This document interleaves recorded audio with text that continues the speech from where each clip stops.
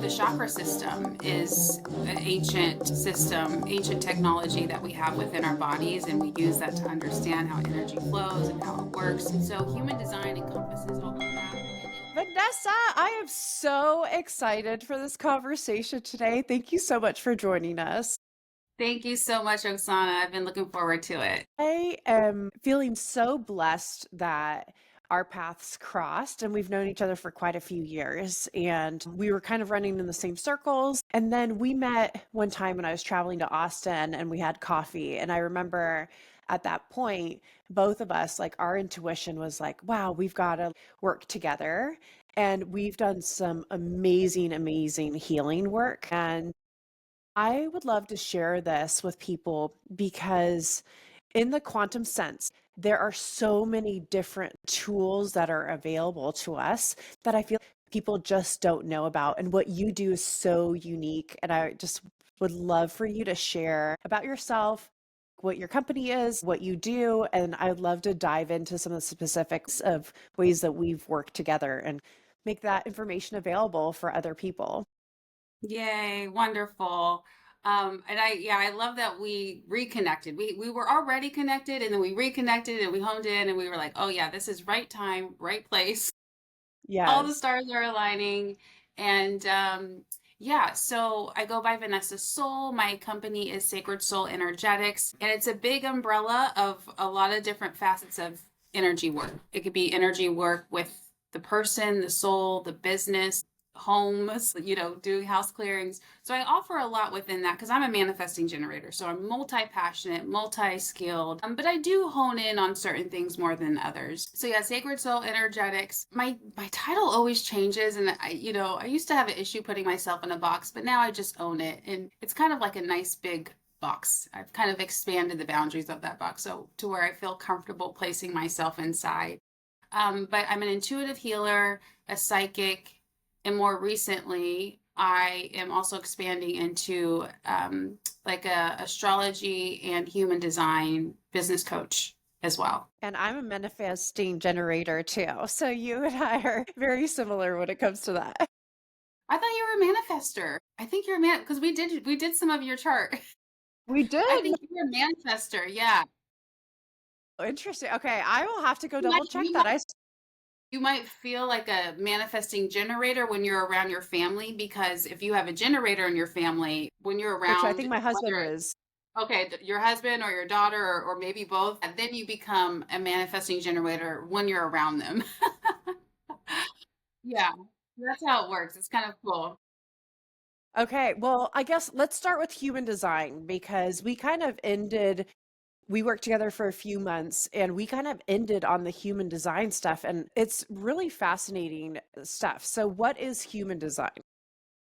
Yeah, human design is a blend of a couple of different ancient systems, the I Ching, astrology, even quantum physics. So that's not necessarily a type framework, but it is a way of thought and a way of perspective. And even the chakra system is an ancient system, ancient technology that we have within our bodies, and we use that to understand how energy flows and how it works. And so human design encompasses all of that, and it creates its own system. It creates a body graph. When you put in your birth details, birth time, date, full date, and then location of birth, just like you would with a regular astrology chart, putting in all that same information, you get a different set of themes that you can layer on, and you can layer on top with astrology, or you could use it by itself.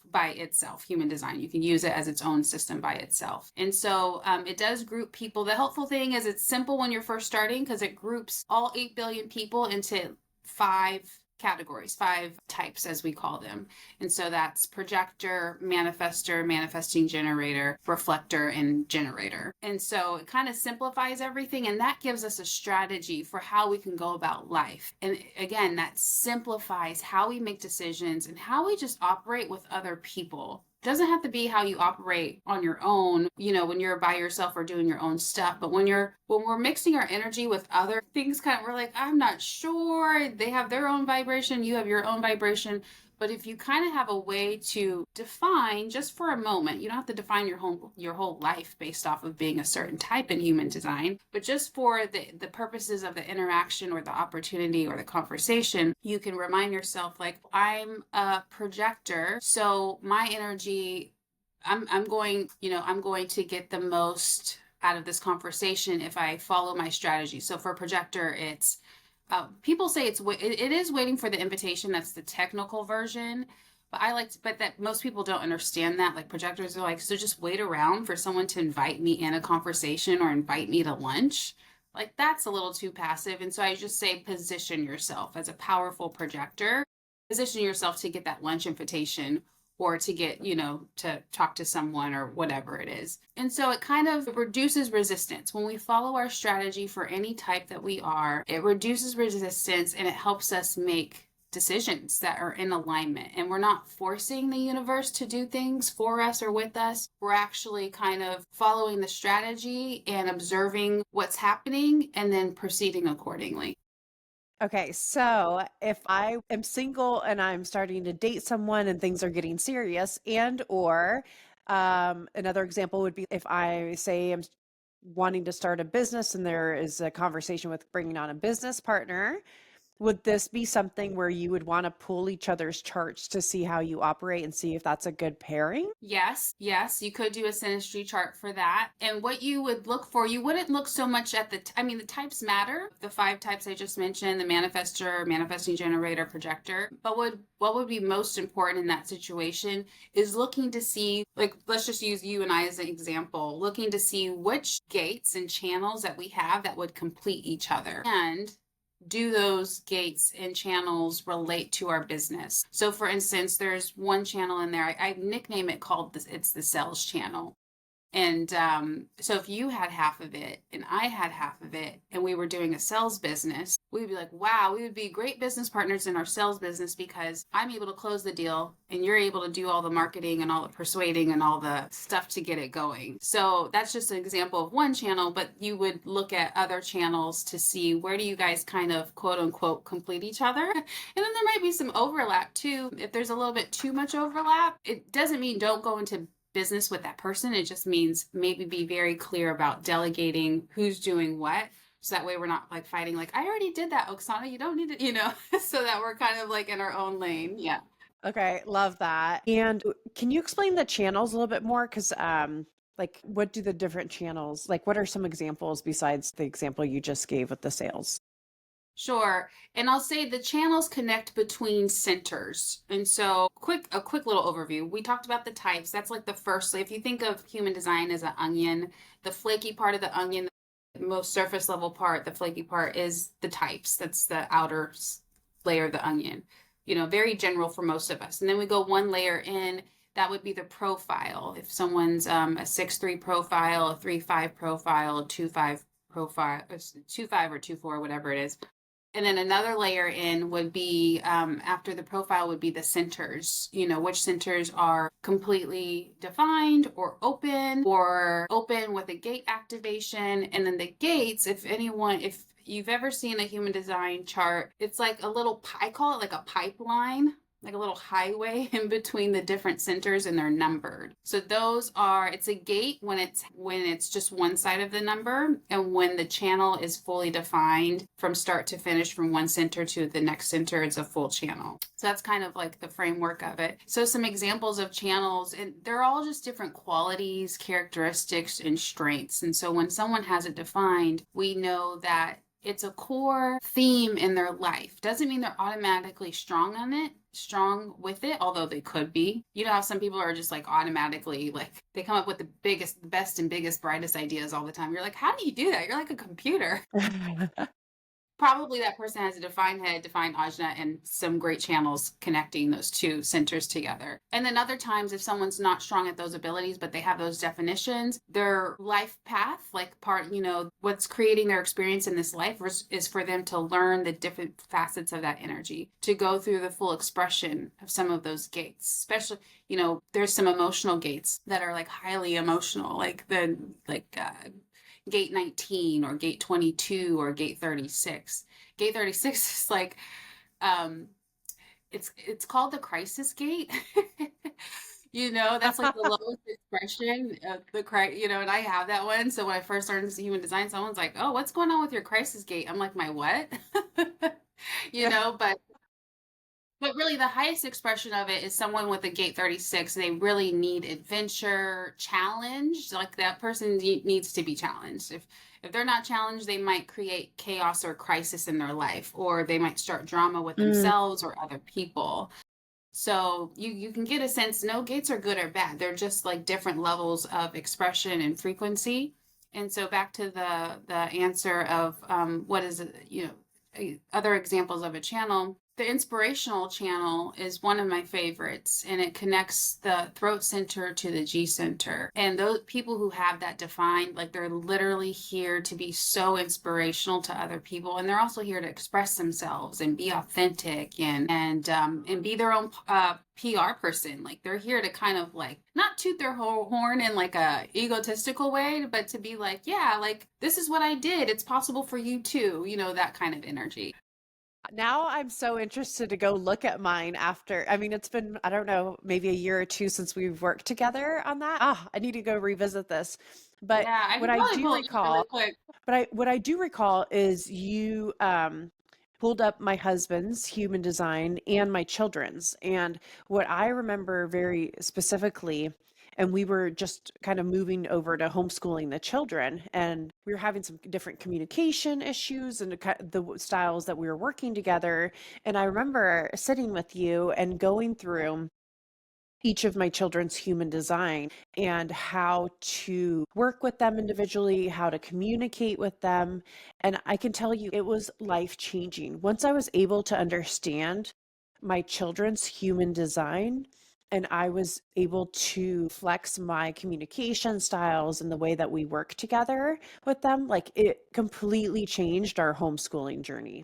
I Hmm. for sure thought I was going to give up on the homeschooling stuff until we did this. And I was like, it was life changing. It was life changing. I love that. I love that. It's powerful stuff because it allows us to understand, yes, ourselves and our loved ones. And when because sometimes our loved ones, like your kids, they're still getting to know themselves. And so, their job is just to be them. They don't really, their job is not to really explain themselves and they're still growing and learning. They don't even have the capacity, even as adults. We kind of get familiar with our own ways, but it's really almost challenging to articulate that to someone, to have the self-awareness because we're so busy in action all the time. And so, yeah, it's a great tool for us to understand ourselves and understand each other and then see where we overlap, see how we can collaborate in those moments. Absolutely. Yeah, I'd like to bring up one other thing with my daughter. And we had worked on this, my fear of flying. And I remember at one point we were kind of doing some energy clearing and some work around that. And I told you I fear that my daughter has picked up my energy and was having fears of flying before we were walking onto flights. And I was like, this is crazy. We travel so much and nothing had ever happened to her, whereas I had specific experiences that created this fear. Nothing had happened with her. I think she was just picking up my energy. And tell people about the process of what we did, and then I'll tell you about the results. Yeah. Well, I can't remember exactly, but all so basically my skill set is working with the subconscious for people. That's the way my intuitive ability works. Most people are like familiar with like the six different psychic senses, like clairaudience and all of that. And yes, clairaudience, clairvoyance, I use those to kind of build upon my ability to tap into the person's subconscious, and that gives me access to their energy field.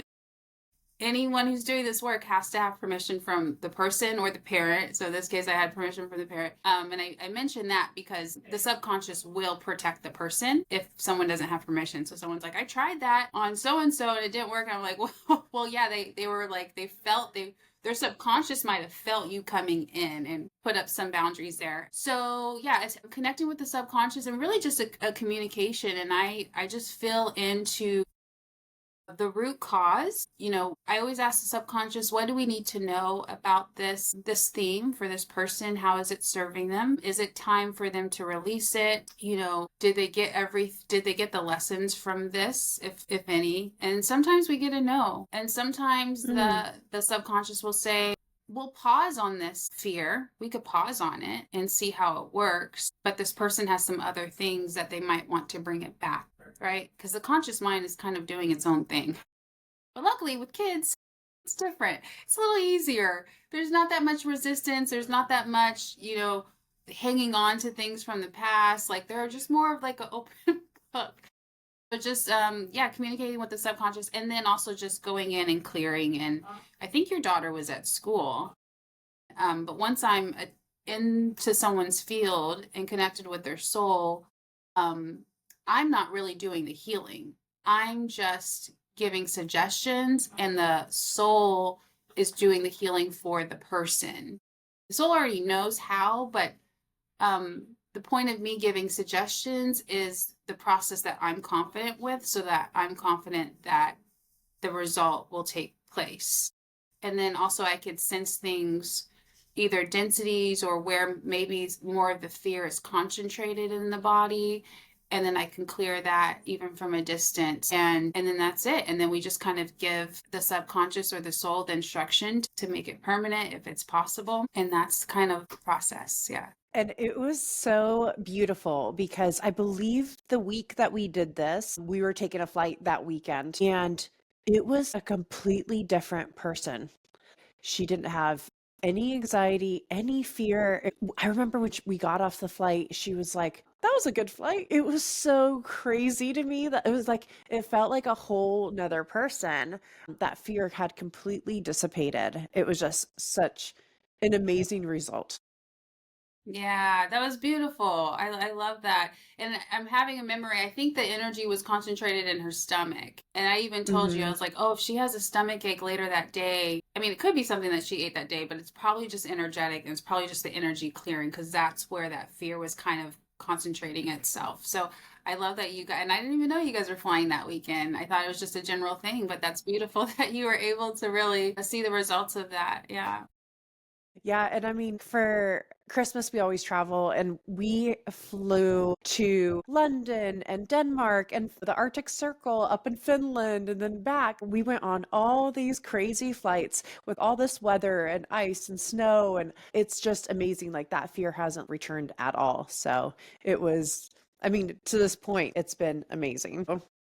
Beautiful, beautiful. And I'll just say too, it's a stuck emotion, especially in her case, because she probably gathered it from you, because again, you had some experiences where that was a part of some of the lessons that you were learning.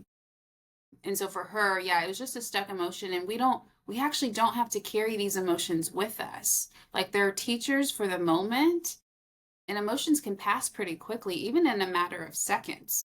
It's the mind that can think, oh, I think I need this because my mom has this fear. So maybe I need it too.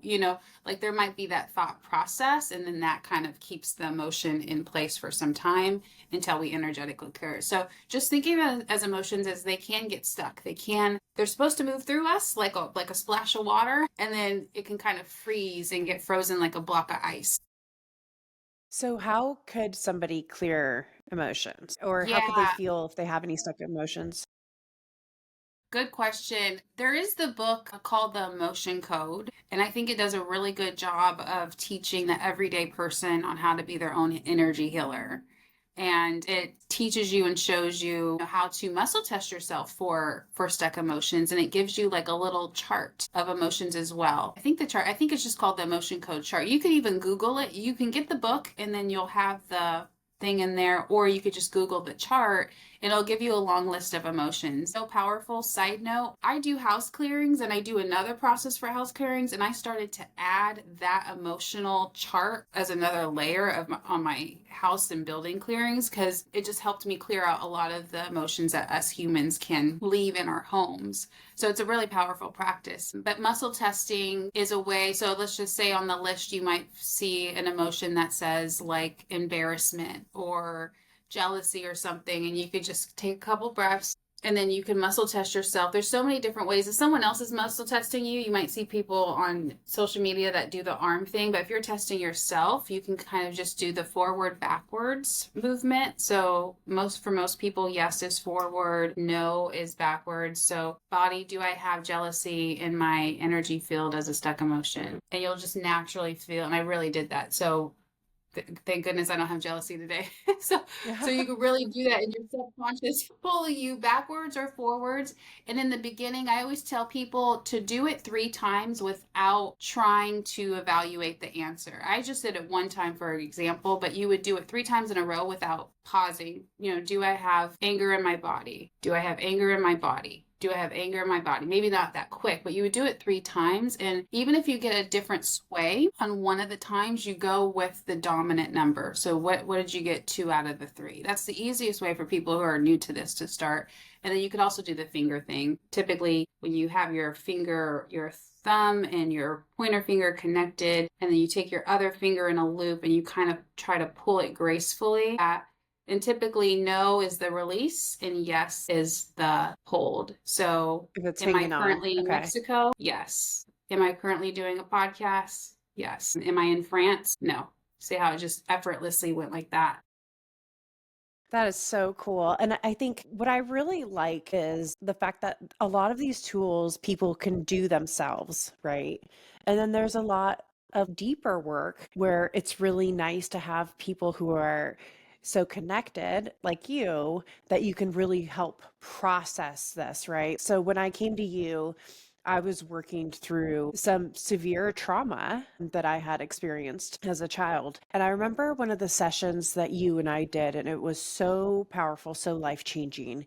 And it was around forgiveness, and it was around forgiving a parent. And I remember that process, and you asked me to thank that parent for everything that they had done this whole process. But one of them was to thank them and accept them for where they were at. And I was just so angry. I had so much anger. And I was like, I can't think of anything. And you're like, we're going to sit in this. We're going to sit in this emotion. And then all of a sudden, all these things started coming out. And then the forgiveness happened. And I'm not saying forgiveness from an ego thing, right? That forgiveness to me was more of the surrender to let it go, right? And it was truly life changing because it also allowed me to have empathy. And that whole process that we did was just such a beautiful, beautiful release where it was like, I didn't have to hold on to those emotions anymore. Yeah, yeah. It was so beautiful and you did great work. I, love humanity so much and when one person does that type of work, like just by you being able to sit through that and then finally find something to have gratitude for that parent, that just energetically on a quantum level inspired, changed the world. It did so much on a quantum level for other people who will never meet you, but maybe they had similar experiences with their parent, right? But you were able to forgive them and accept them and have gratitude after you went through a deep process. So it wasn't easy. It was very challenging and a lot of nuances as well. But it was just so beautiful to help you through that process. And what we're referring to, it's called a grieving process. It's called a grieving process. Yeah. Would you mind just giving us a quick overview of what something like that looks like? Sure. Yeah. So, and I do the grieving process in a very woo-woo way, of course, because, I like to integrate all of my abilities and typically I'm sensing and feeling what the person is feeling. So I'm in it. I was in it with you. Like I was feeling Mhm.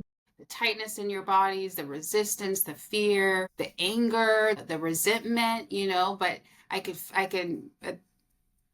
think I think I've trained myself to feel it all and then also be the person that I am too, like being in it and then not being in it, which is a nice combination. So yeah, there's 4 steps to the grieving process. Oh, I was going to say I do it in a very woo woo way, but it was I forgot who did it at Harvard, but somehow it became a part of Harvard's psychology program. But the way that they do it is a very more logical, rigid way. I just wanted to give that disclaimer. So the 4 parts are you go through this process of talking, there's 4 prompts. The first prompt is what were or what are your expectations for that person. And even if you don't have any expectations in the moment, you let yourself really go within, close your eyes, and try to see if this stuff can come from deep within you, like deep from the bottom of your mind or from the bottom of your heart, and not so much your frontal cortex. And that part's hard because most people don't realize that they had expectations, and expectations are not necessarily negative. As children, we have the right to expect our parents to take care of us, or if we're in a friendship, we have the right to expect that person to respect us. So they're not, just to preference, that's not negative or positive. It is what it is, but you kind of got to go through all of the things that you expect and do like a long list, like flush it all out. Some stuff is going to be reasonable, and then some stuff will be like, oh yeah, maybe that person they're just not choosing to live up to that expectation. That's just their choice. Whether they're capable or not, that's not their path, and you'll have that realization through the end of the process. And record yourself if you're doing this alone, because it's powerful to go back through it. And then you kind of let it all flush out, and the facilitator will guide you through a process of kind of breathing through it and releasing it, like releasing those expectations, as valid as they once were. Most of them are probably not valid today. And that kind of brings us into the present moment, and it releases a lot of those attachments from the past. And the second part is to,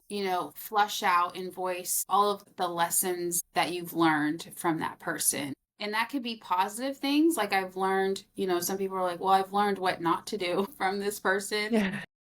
And then sometimes there are sometimes they have to get out a lot of the negative things. And then they might find some positive things that they have learned from the sibling, from the friend, from the husband, from the wife, from the parent. And these can be practical lessons, and also they could be karmic lessons. They're very soulful lessons. Like sometimes I hear people kind of recite their soul contracts that they may not know, but because I work in the Akashic records, I'll know when something matches like a soul contract in their Akashic records. I'm like, yes, like they just nailed it. Like they came here to learn that lesson through that person, and they actually just consciously recited it. And in the ethers, I believe that does like a check mark. Like not only was the lesson learned, but now this person is owning it, accepting it, and they acknowledge it, which is a whole nother level. And I'll go into the next two. Do you have any thoughts on those first two? Yeah, I think one thing just kind of came up for me was, this is probably a process somebody could do on their own. But for me, because I had experienced what I call capital T trauma, it was really useful to have your love and support and you holding space for me during this process, because it was really powerful, but also really emotional. And for you to be able to help me clear all that energy that was coming through in that moment. Like I do find if you are dealing with really big trauma, that it is useful to have a professional kind of work with you through this process, right? Yeah, absolutely. Because, you need to be able to collapse in your emotions. Yes. And most of us, we don't feel safe enough to do that unless we have the environment. And that environment is another person, because they're there to witness us. They could hold space for us. They could bring us out. Most of us have a fear of, okay, if I collapse in my grief, if I collapse in my sadness, will I get out? Or will I be like in a 3-week depression? Yes. That's a worry that most of us have, a concern that most of us have about the healing process. So yeah, that is the facilitator's job, is to hold space. And the only people I would really recommend to do that on their own is if they are a trained healer themselves. I mean, even then, like I would have loved to have someone do that process with me, but I just did it on my own for timing and convenience sake. But I recorded myself. But healing is what I do, and so and then I had my guides kind of hold up that mirror, and I kept having to ask, like, is there any blind spots? They're like, yeah, you're not done with this section, Vanessa. You have to sit here another 5 minutes, and so you need that accountability as well. So absolutely. In Oksana's case, yeah, big T trauma for sure, and even little T traumas, because those can add up so quickly. Those little T traumas, they could have an impact of a big T trauma in someone's life if they haven't been able to work through them. Absolutely. Absolutely. And then the last two. And I think too, sorry, I was just going to say, for me, when I was working through traditional therapy, which I spent half my life trying to get rid of this trauma through traditional methods. And what would happen is I would relapse. Like they all wanted to start from the scratch, start from the beginning. And what it was doing, it was causing me to relive all that trauma. And I would go into severe depressions. And it was this cycle that every time I got a new therapist, And my husband, we've been together since we were 18, and he would just continually witness this. And I would be like, I'm working on myself. I'm trying to get better. And yet it was this cyclical cycle. It was just, I was reliving it over and over and over again. And this was really the only method that felt for me. I'm not saying that method doesn't work for other people, but for me, this was the only way that I really kind of felt it released, right? Yeah, yeah, powerful stuff. Yeah, thank you for sharing that. And you said something important, the traditional talk therapy system, it is effective in some situations. It does get people talking. And then we do need to acknowledge and accept as a collective that there is some re-traumatization happening in that. Not every therapist, not every session, but I think it's the model, and it's one of those outdated systems that I think is changing. And that was my motivation for doing this type of healing work. And I'm a Scorpio, so I could handle all the big T traumas of other people and the dark stuff. And I mean, I do my clearings, but I don't. People ask me all the time, like, like, how do you sleep at night? You just, and I'm just like, I'm built for it. Like I'm a Scorpio, and darkness, we're not scared of it. No, we can play in that field, and then we know how to get ourselves out of it, like how to detach from it when we need to. So yeah, and then before I forget, the last two prompts in the practice, the third one is, what are you grateful for from that relationship or the person?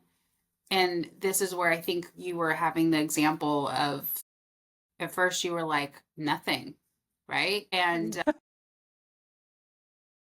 And which you is were like, valid. no, we're going to sit with this. We're going to sit with Yeah, this. Yeah. and the work, yeah, yeah, and you know what? Sometimes the heavy lifting, the work comes with the person just sitting with that question.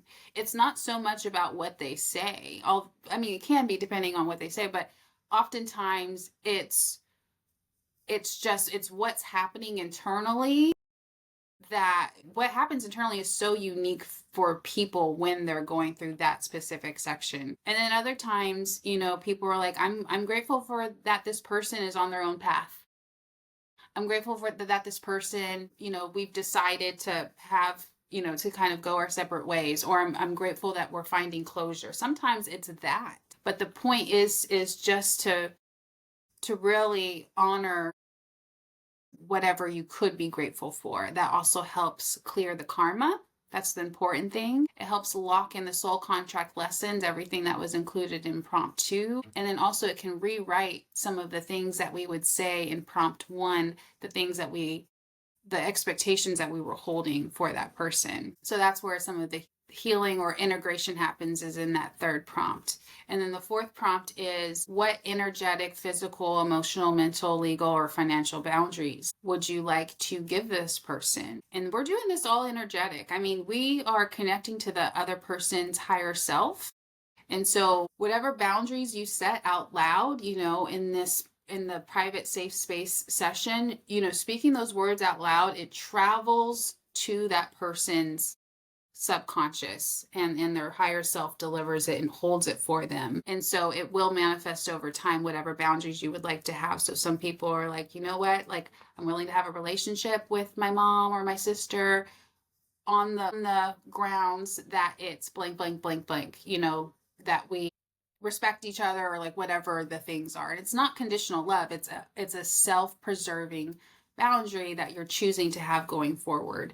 And the boundaries can look and feel like anything, but you get to decide how you want that relationship to carry on. And I'll say this, it's important to know that even if you want to have physical boundaries with a brother, sister, cousin, aunt, uncle, mom, dad, neighbor, husband, wife, you could still you could have the boundaries for the physical realm and still keep an energetic or spiritual relationship with that person. That could happen at the same time. And when people discover that that's possible, I get so much feedback on that. Like, wow, like, I'm physically not talking to my mom or my sister. Like, we've agreed to kind of like not talk for some time. But my mom showed up in my dream and was apologizing, or I was apologizing to her.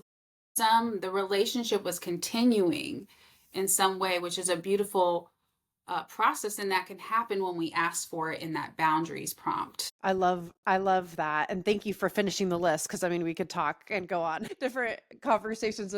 every point of this, but I think for me too is like, you know, what I chose to be grateful for was that my soul wanted the fastest way to reach enlightenment or whatever soul contracts that I had with this person in this lifetime.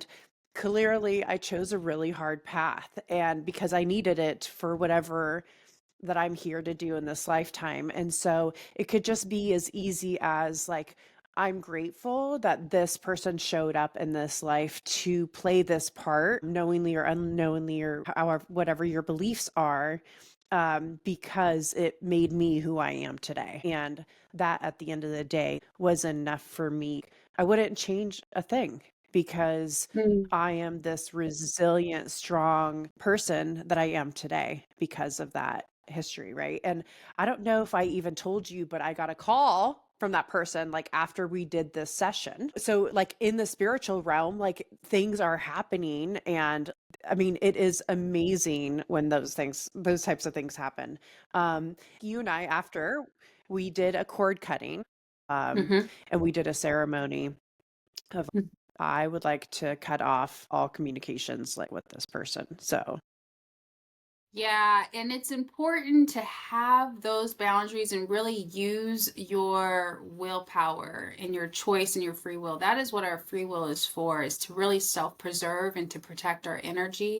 Yeah, and so that's a powerful thing to do. A lot of people feel guilty about doing stuff like that, or they feel shameful, or they feel like, they can come up with all these assumptions about who they're defining themselves to be if they put up that boundary or if they cut that cord. But not only do you benefit, Oksana, or anyone else who's doing this, but other people benefit as well. Whatever we do for ourselves and on a quantum level, it gives other people permission to do the same thing.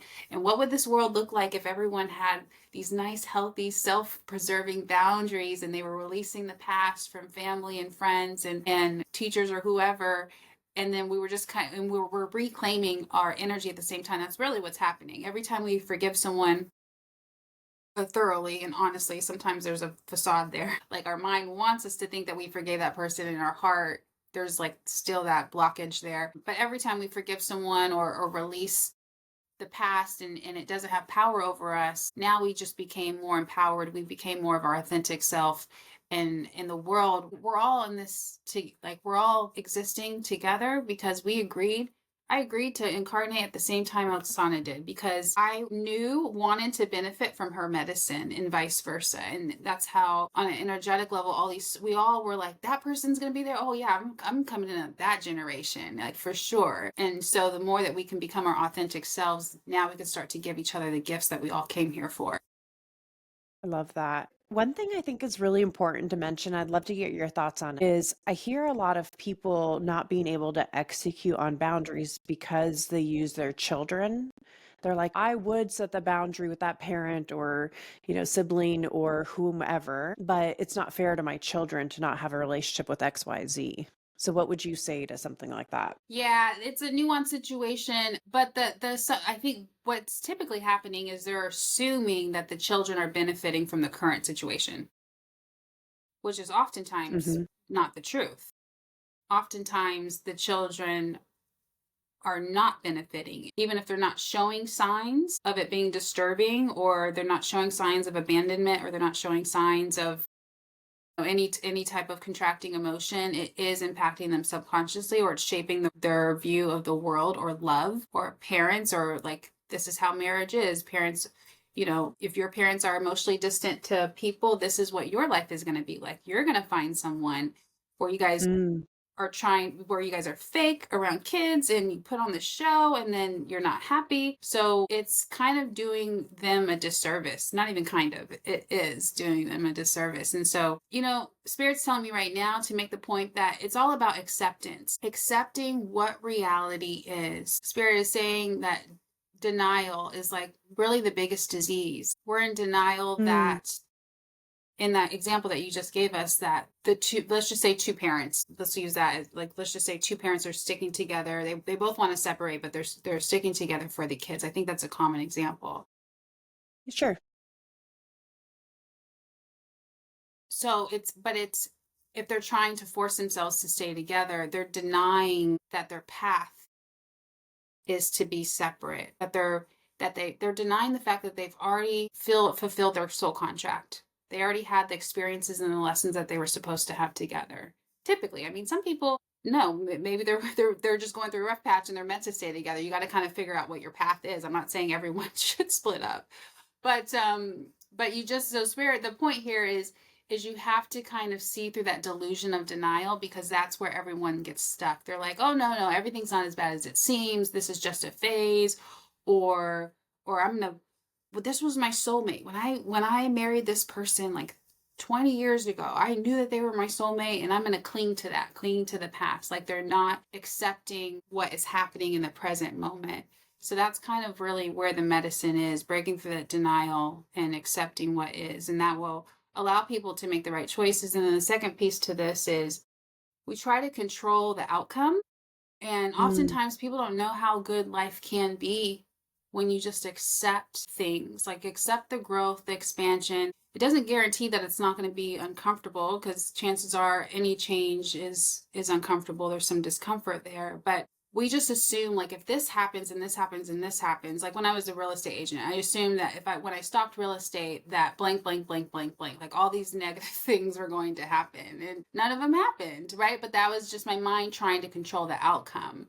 And like I had no idea like how great my work life can be. I didn't know I could enjoy work the way that I do. I didn't know I could make changes in people's lives like I have with Oksana and her daughter the way that I do now. Like I just didn't know that that was possible for me. So just release that control, that assumption in the outcome, because chances are we have no idea what we're capable of. I love that.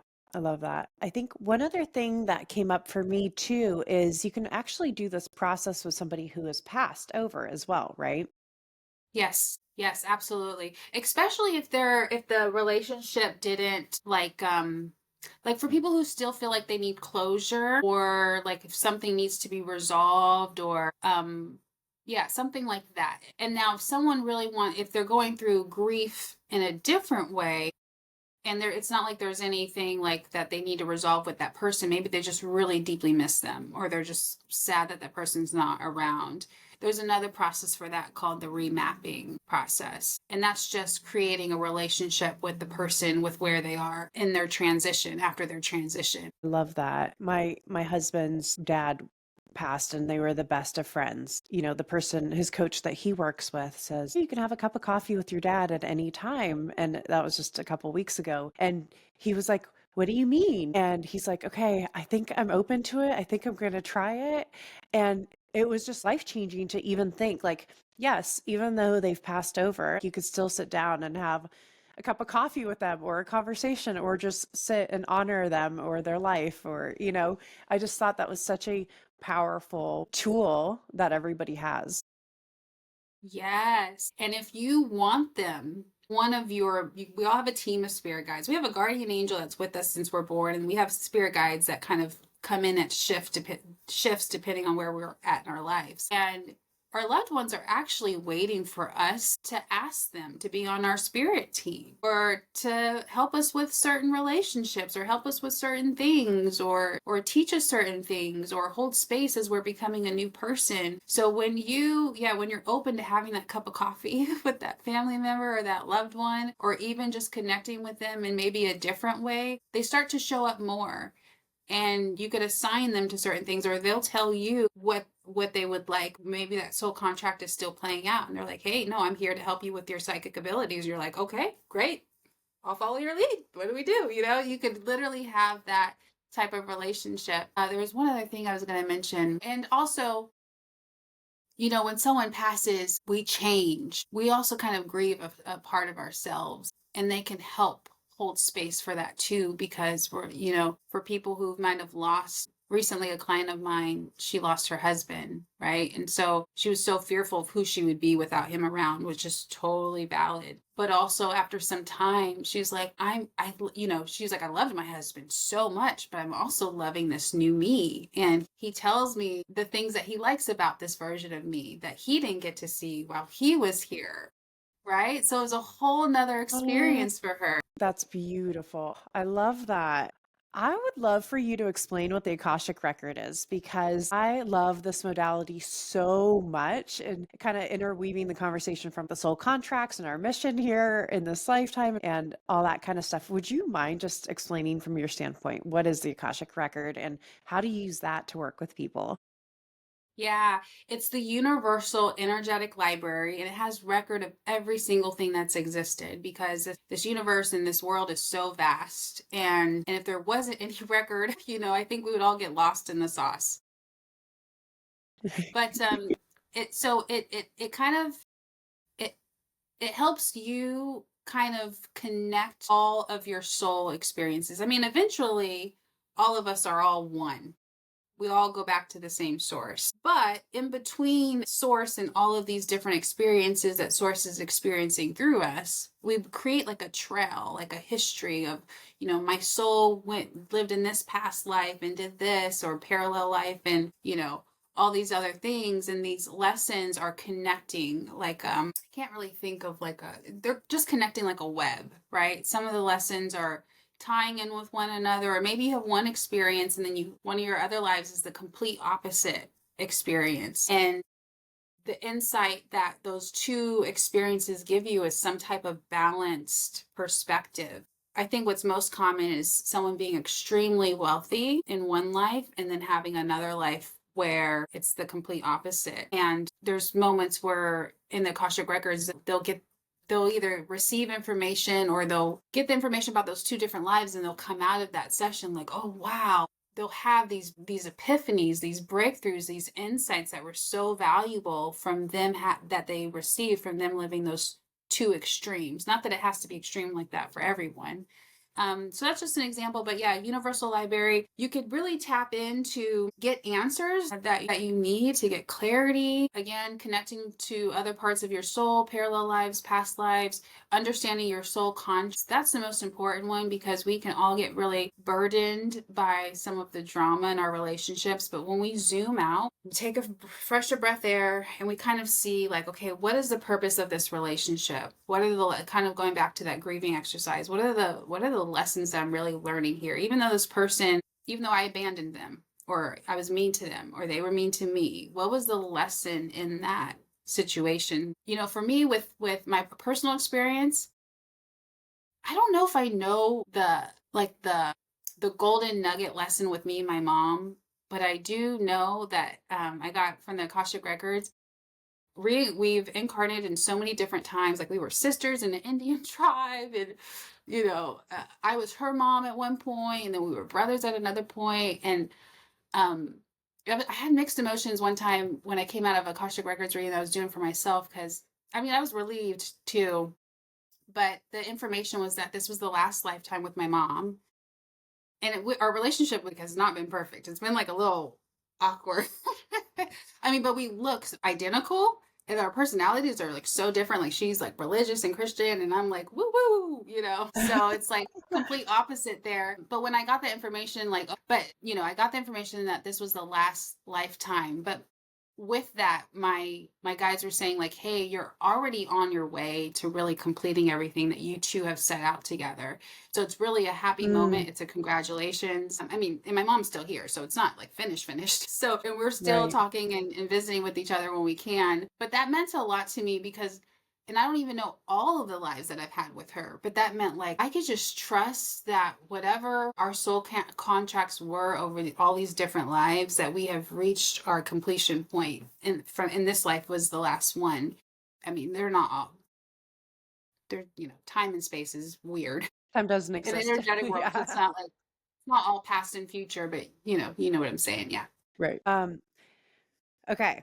So that's another offering that you have that is amazing. And it can really share some clarity on things you've either been through or are experiencing or going through. And then one last thing I would just to mention before we wrap up is, just like our bodies can hold on to energy, so can things like our house. And I know you mentioned this earlier, but I just want to circle back to it. Is at my lake house, we have this basement that we weren't using at all, and you did a house clearing for me and you found that there were entities that because the basement wasn't getting used used. They were just traveling there and staying there and making themselves at home. And so I don't know if you want to speak to how you do energy clearings and how emotions can also be trapped in houses, but I guess we'll kind of wrap it up on that topic. Uh, House clearings are so interesting. The house has a consciousness. I'll just start there. The house has a consciousness, so when you Yes. connect to it, it has an energy field, and that's step one. And then from there, you can see like what if the house has heavy energy, or if it just needs love, or if it is hanging on to emotions, or if there are portals and entities traveling through it, because that can just create like a lot of mixed energy in a home, like someone kind of feeling like oh, we don't go in that room. There's some weird energy over there, right? Like that's a sign that you got to kind of reclaim that room, reclaim the energy in that room, set up those boundaries, just like how we were talking about with people.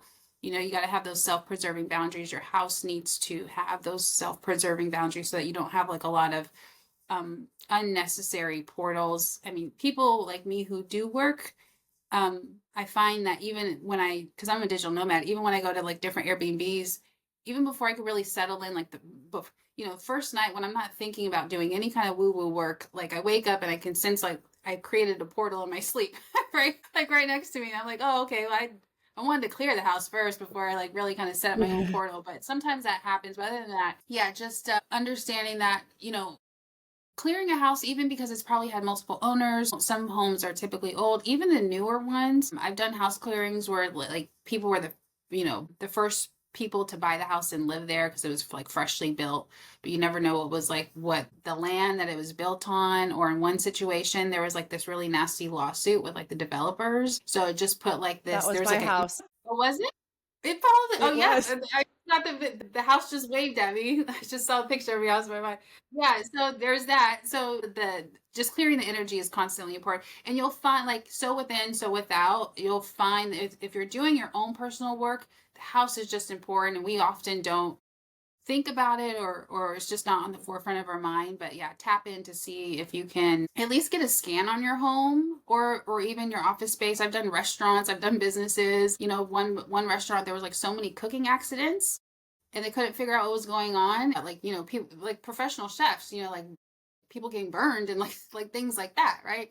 At first I thought, I was like, oh, it's probably just the astrology transits, but like when I checked in, there was like a lot of things in the energy of the restaurant that we had to clear out. So yeah, if you're doing the work and you're like things are like still not right, you might want to check in on the energy of your house or building. Yeah, I love that. And then you ended up clearing all the energy and all the emotions out of the house and, the entities and all that stuff. And then it was so beautiful because we kind of use that as a ceremony and an invitation to repurpose the space. And my husband and I built out this beautiful gym, and Mm. now it gets used every day when we're there. And it's just completely transformed the feel and energy of our house. So, and we had no idea, like, we knew it was a brand new build and that there was a realtor building the house for herself, but we had no idea that there was lawsuits and other things that were going on. And so when you felt the consciousness into that house, you were like, oh, well, no wonder you guys were feeling like stuff going on with the energy of the house, and you were able to clear for that for us, which is so amazing. And also I think like if you are a realtor, like this is a really cool tool, like to allow someone like Vanessa to clear the energy of the house so that way it could sell, right? And you and I talked about that. Like Eric and I listed this house that we live in now twice, and it didn't sell both times. And you're like, yeah, the house just loves you, loves all the love you poured into it. Like the house isn't ready to let you go, right? So there's like some really, really cool, interesting things out of connecting with the consciousness of your house, I'll say. So Absolutely. Yes, I love that. cool. I mean, I feel like you and I could talk for hours. I mean, all We this can stuff is keep so going. fascinating and so Go on. interesting. Yeah, this is fun. This is so much fun. I love it. Thank you for all the wealth of information. Do you want to tell people about where they can find you, anything that you're working on, cool projects, like what you're currently, how people can connect with you? And Yeah, absolutely. So my website is sacredsoulenergetics.com, and that's just my one website. And then from there, there's 5 different branches that you can go into. And then I also have a podcast that Oksana will be on pretty soon. So if you're tuning into hers, you might want to tune into her being a guest on mine. And that's the Power and Purpose podcast. Yay. Thank you so much, Vanessa. Your work is so powerful. And thank you for helping the collective. I mean, truly feel like energetically we're helping each other out, all the work that we're doing. And so, because this is a heart centered, conscientious podcast, I love to always end with one question. And that is, what does love mean to you? Love, so hard to define that because it's so limitless, it's so vast. I feel like that's the source energy, But if I had to identify it as something, I would say acceptance, like just accepting who we are, what our capabilities are or are not, like literally just having that acceptance. And I think we can access more love when we expose areas of denial, and the antidote to that is the acceptance, right? Instead of being in denial of something, see, how can you accept it? How can I learn to accept this? How can I navigate acceptance? I don't accept this right now. It feels weird. I'd rather just avoid it. I'd rather deny it. But really exposing that denial and meeting it with acceptance, I feel like that creates a lot of love. And connection with the source, right? Yes, that too. Absolutely. Love it. Vanessa, thank you so much for being on the podcast today. Thank you so much. It was so much fun. All right. Thanks, everyone. Thank you for tuning in to the Quantum Lens podcast. I hope this episode brought you insight, inspiration, and a deeper connection to your journey. If you've loved what you heard, be sure to subscribe, leave a review, and share it with someone who needs to hear this message. Let's keep this conversation going. And until next time, keep aligning, expanding, and embrace the magic of who you are.